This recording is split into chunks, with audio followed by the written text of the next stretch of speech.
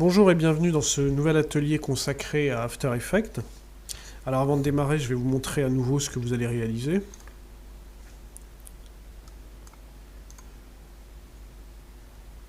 Voilà. Un mouvement de pendule avec un petit rendu cartoon tant visuellement que en termes d'animation, avec ce petit effet de déformation typique des dessins animés. Pour commencer, on va créer une nouvelle composition.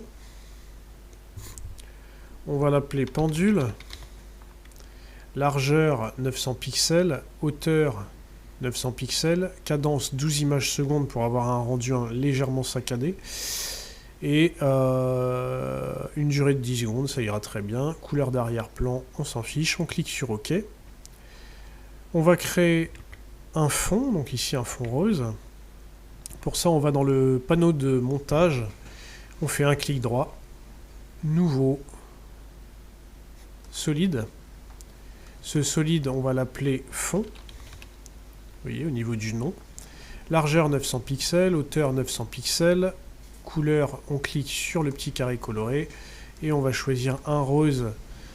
Un rose, donc vous pouvez vous déplacer ici. Hein. Un rose clair, donc on peut, pour faciliter les raccords, utiliser le code hexadécimal suivant E7A4A4. E7A4A4, comme ça on aura exactement le même rendu. On clique sur OK pour valider la couleur et on clique sur OK pour valider le solide. Donc là, un nouveau calque apparaît. On clique en dehors pour le désélectionner. Ce qu'on va faire maintenant, c'est qu'on va créer une ellipse.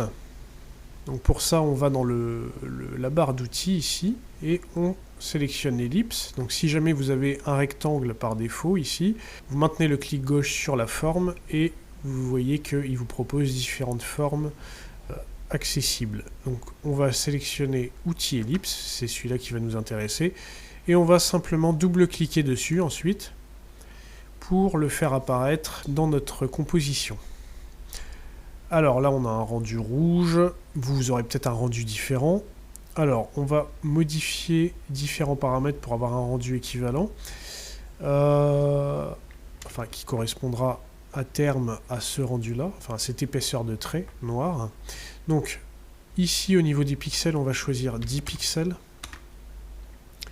Au niveau du contour, on clique sur le petit carré coloré et on va choisir du noir. On clique sur OK. Et au niveau du fond, alors moi par défaut, ça tombe bien, j'ai un fond, je n'ai pas de fond, j'ai un fond transparent. Si ce n'est pas votre cas, vous cliquez sur le libellé fond et vous sélectionnez ici le petit carré blanc, le petit rectangle blanc barré d'un trait rouge qui correspond en fait à aucun fond. On clique sur OK pour valider. On va réduire la taille du cercle. Pour ça, on va dans les options du calque de forme qui vient d'être créé dans la table de montage. Donc on déploie contenu, on déploie ellipse et on déploie tracé d'ellipse.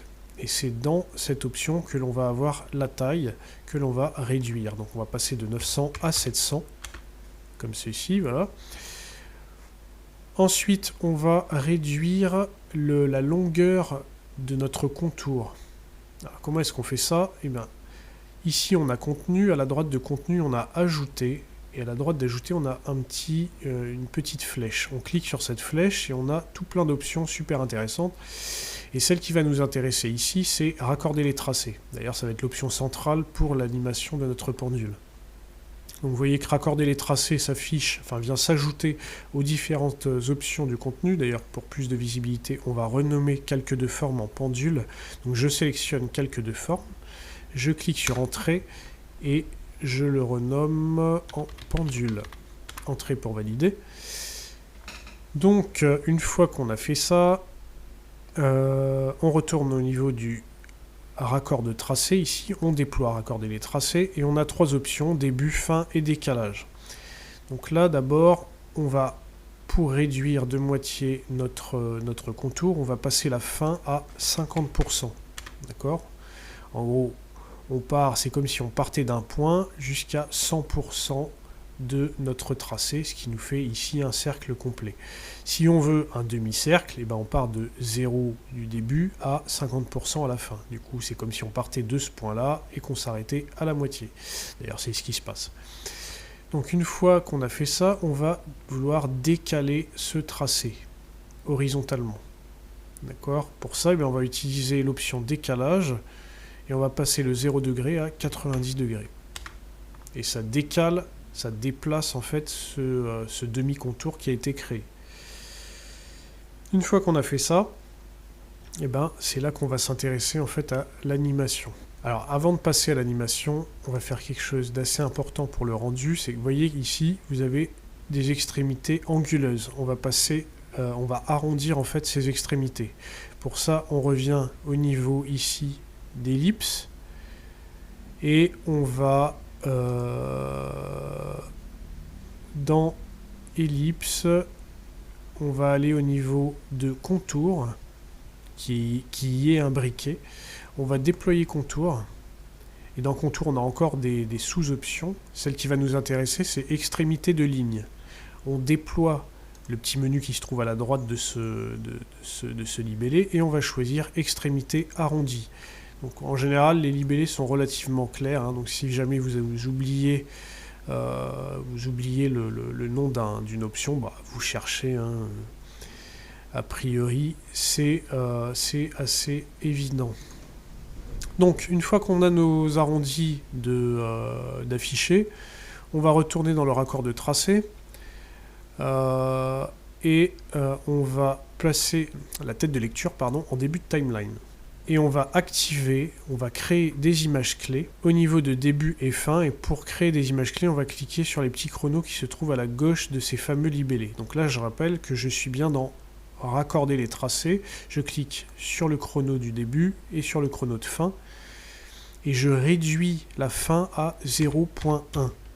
Donc là, en toute logique, si on part de 0 et qu'on va jusqu'à 0.1, on va avoir un tracé tout petit qui va correspondre au rendu d'un point. D'accord? On a un point à droite. On a deux images clés. Maintenant, ce qu'on va vouloir faire, c'est déplacer ce point à la gauche. D'accord? Afin justement d'avoir ce fameux rendu d'animation de pendule. D'accord? On passe bien d'un point droite à un point gauche.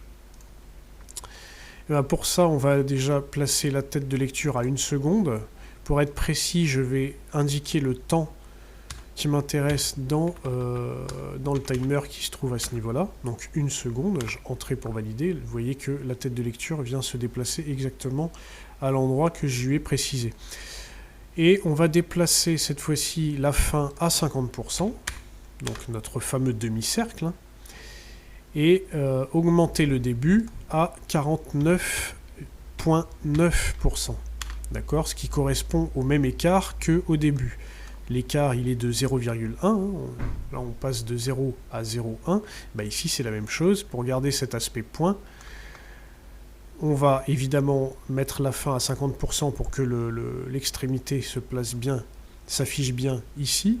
Mais on va réduire le début à 49% afin de réduire la taille de notre contour autant que possible pour conserver justement le même écart entre le début et la fin de notre contour. C'est pas forcément évident à comprendre a priori, mais vous verrez qu'en répétant la manipulation, vous allez commencer à intégrer l'astuce. Donc là, vous voyez que de fait, on a une animation, hein, parce qu'il y a bien une animation qui se joue entre nos deux paires d'images clés. Mais là, on n'a qu'un seul aller. D'accord ? Nous, ce qui nous intéresse, c'est d'avoir un aller-retour. Donc pour ça, on ne va pas s'embêter à retravailler les images clés. On va ajouter une petite ligne de code que l'on appelle une expression dans After Effects. Donc pour ça, on va maintenir la touche Alt du clavier et faire un clic gauche sur le chrono à la gauche de début. Déjà, vous voyez que la valeur passe en rouge et un champ de saisie apparaît. On vire ce qu'il y a à l'intérieur et on tape loop out, L-O-O-P, O majuscule, UT, ouverture de parenthèse, vous voyez qu'automatiquement il ferme la parenthèse, ouverture de guillemets, automatiquement, bon, il vous propose une fermeture de guillemets, et à l'intérieur de ces guillemets, vous allez taper ping-pong, tout attaché, tout collé.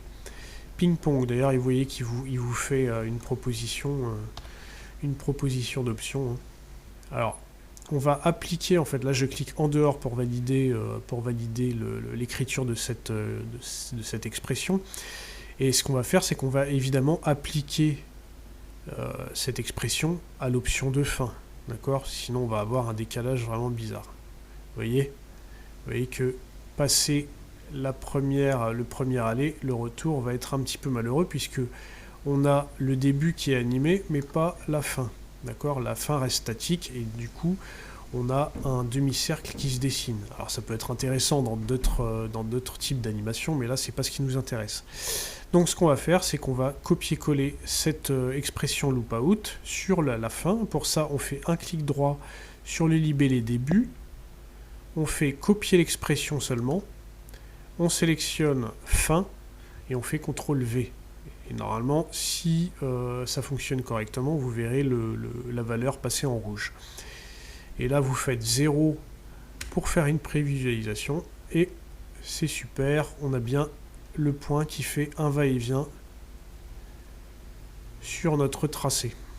Alors, le tracé, évidemment, est invisible puisque l'affichage du contour a été réduit à un point, à la taille d'un point. D'accord ? Donc là, vous voyez que c'est très linéaire comme mouvement. Ce qu'on va vouloir faire, c'est avoir un effet d'accélération jusque là et de décélération, de ralenti quand on remonte. Et bien pour ça, on va utiliser tout d'abord un lissage de vitesse et on va manipuler ce qu'on appelle une courbe de vitesse. Donc comment est-ce qu'on fait ça? D'abord, on sélectionne les images clés qui se trouvent dans la timeline.